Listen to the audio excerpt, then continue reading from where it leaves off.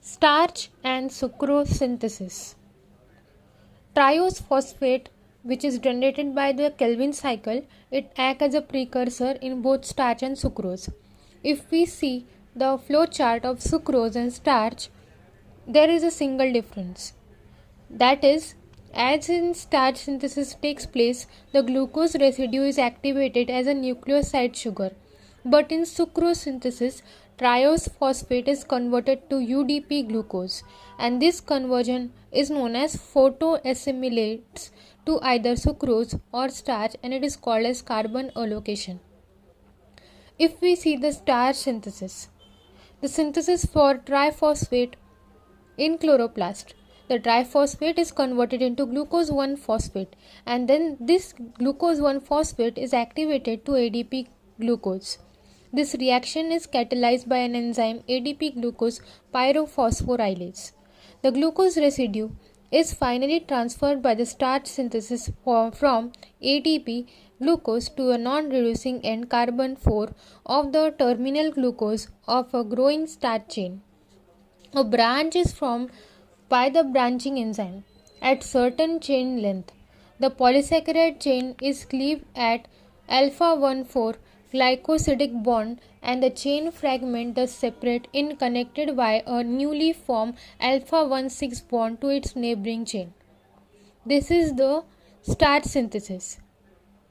Now, if we see the sucrose synthesis in cytosol, it occurs in the cytosol, and the starch synthesis which occurs in the chloroplast, some of the starting steps are same.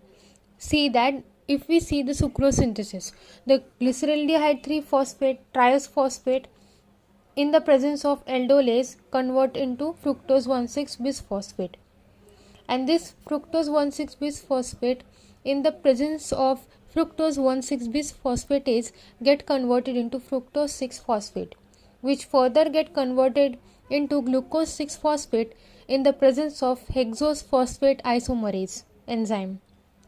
Then this glucose 6-phosphate get converted into glucose 1-phosphate in the presence of phosphoglucomutase. And after that, the very next step for sucrose synthesis in cytosol is that UDP glucose is formed. Whereas if we see the starch synthesis in chloroplast, here ADP glucose is formed, which further give us the starch in the presence of starch synthesis. If we see the sucrose synthesis in cytosol, the UDP glucose is then converted into sucrose phosphate, and then finally sucrose is formed.